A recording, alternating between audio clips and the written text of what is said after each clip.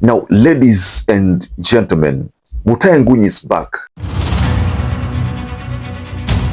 But this time round, Mutanguni has not gone after William Ruto or Rigathi Gachagua or Kalonzo Musyoka. Because it is clear, they say in Swahili. Now, this is happening hours after Edwin Sifuna unleashed so many things during the explainer session with Yvonne Okwara. And in that session, a lot was talked about, and you probably must have been glued on your screens listening to that conversation. Now, I want us to go into what Mutanguni is saying, because Mutanguni seems to be telling William Ruto that the country is staring at leadership without ideas, and that would explain why Sifuna's political might keep on rising day after day. Lack of good ideas. Now, Mutanguni says Sifuna is popular because the country has failed to produce good ideas. A one-term senator, I voted for him in Nairobi. Now Nairobi senator has become Luya. Whenever you see a self-made leader, you are staring at the horrors of unskilled labor or a state project. Dear Ruto. Now, if you are very keen listening to that part, the tweet I was reading, the part where Mutanguni talks about the country has failed to produce good ideas. Now, if that is what Mutanguni is saying, and we have a sitting head of state, the president, and the president believes that his ideas are the best, and Mutanguni talks about lack of good ideas, what does that mean, ladies and gentlemen? From my own interpretation, Mutanguni is telling William Ruto that your ideas do not resonate well with the people. Again, he's telling William Ruto that no leader has surfaced with good ideas that resonates well with the people. Kalonzo's idea do not resonate well with the people. Matiang'i's ideas do not resonate well with the people. Eugene Wamalwa's ideas do not resonate well with the people. Kalonzo, Matiang'i, all of them, and Ruto's idea do not resonate well with the people.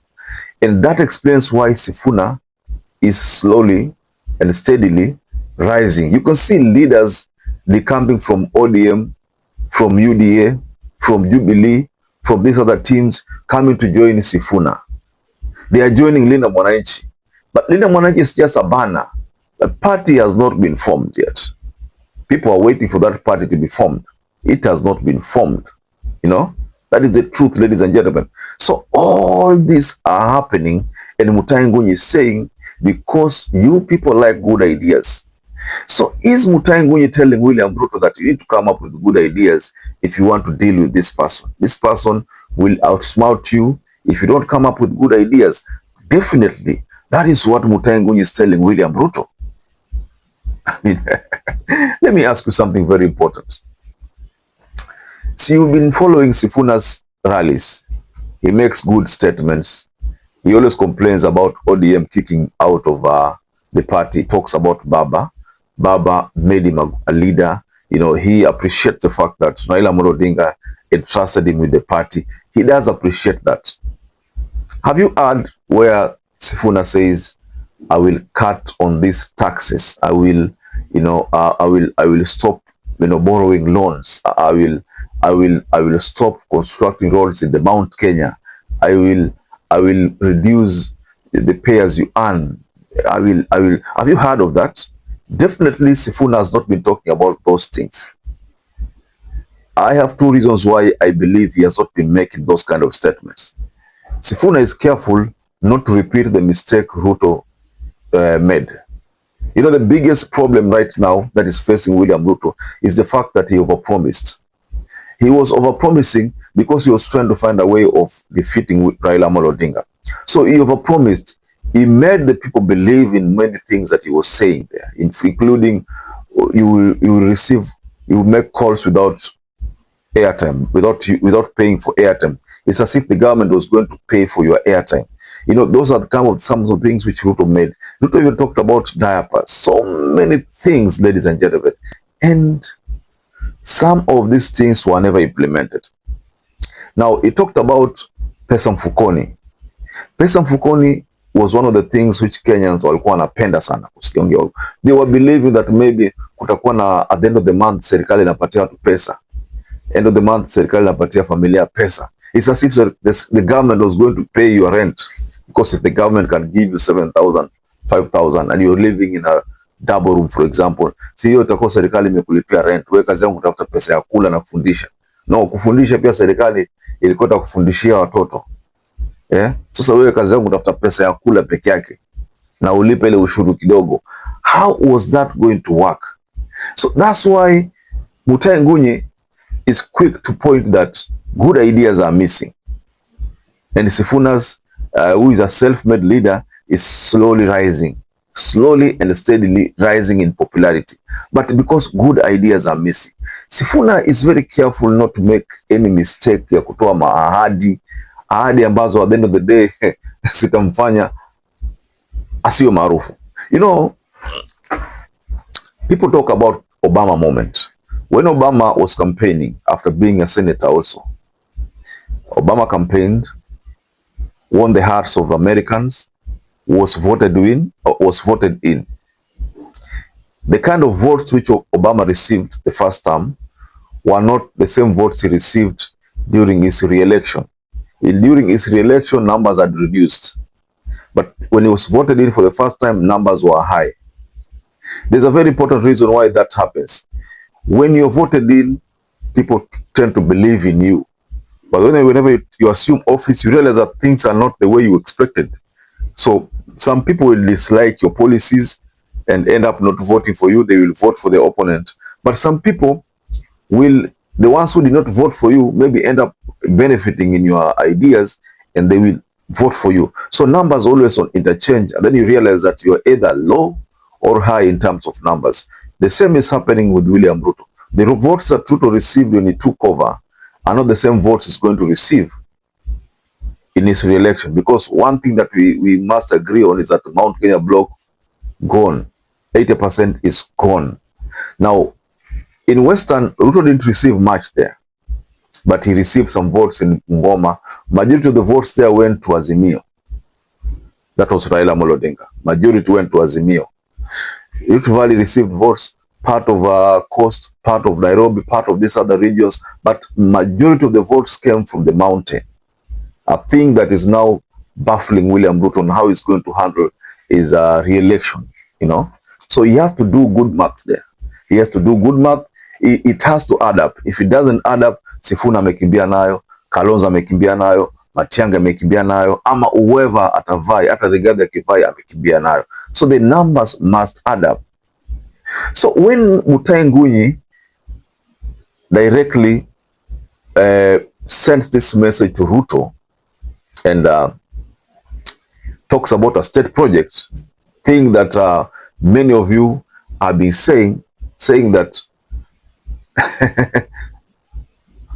a state project. You know, some people, and I'm not saying that it can't work, but some people say that Honorable Sifuna is a state project. You know, I've been following Sifuna rally zake zote. I don't think it's a state project. But some of you believe that Ruto is implementing Moi's card. And how did Moi's card operate? During Moi's time, Moi, I told you about this. I don't know whether you were keen. Moi created Matiba out of the blue. He created Matiba. And how did he create Matiba? Jaramogi was supposed to be the flag bearer of the opposition, because ile mambo multi-partyism ilipokuja ile sasa ikawa ni opposition. So opposition was supposed to rally behind Jaramogi.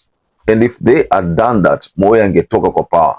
Moi alikuwa anatoka, because Moi was unpopular back then. But that's why they call him the professor of politics. Akapiga hesabu akasema, hapa sasa I need to do something. Back then the constitution of 50+1 haikuwa. It was just majority, bora tu umeshinda. So what happened, akasema Jaramogi akishinda nimeumia. So what do I do? Matiba is supposed to say Jaramogi tosha. This Matiba is what I'm going to attack. So what they did, they created Matiba. Now Matiba akapata umaarufu kwa sababu alipotoka kutoka pale alikuwa ameenda kurudi tu Kenya hivi, alishangaa na umati. People were already singing Matiba. Kila mtu ni Matiba, Matiba, Matiba. Yeah? Matiba akaona sasa kila mtu ni mimi tu. So what do I do?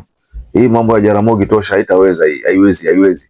So Matiba did not declare Jaramogi tosha. Remember, Moi was unpopular.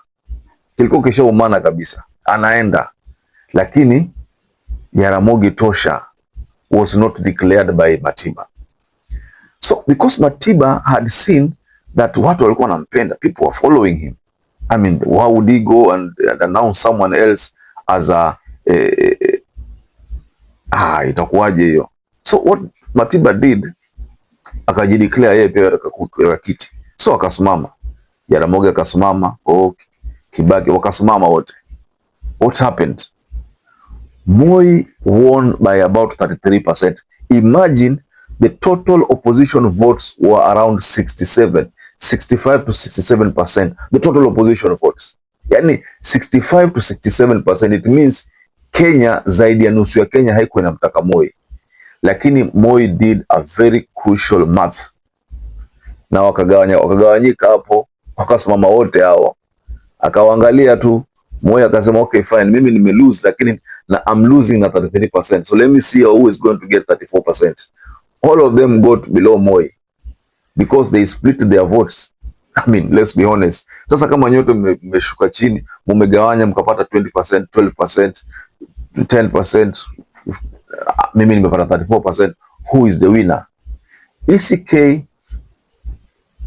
had to announce, the electoral body back then had to give Moi a win. So Moi created a state project